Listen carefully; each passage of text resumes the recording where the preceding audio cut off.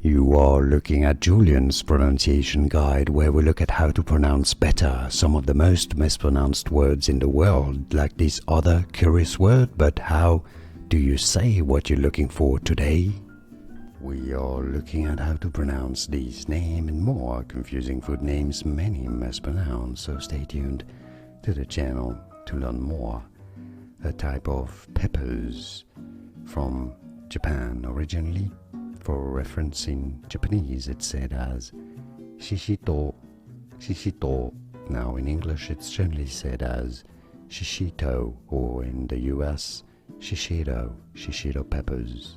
And now you know. Like this video if you found it useful. Thanks for your support, I appreciate it. More videos for you here to learn more confusing food names and Japanese cuisine names too that many get wrong. Thanks for watching. Here are more videos on how to pronounce more confusing words and names too many mispronounced. Like this video if you found it useful. I appreciate your support. I'll see you soon and thanks for watching.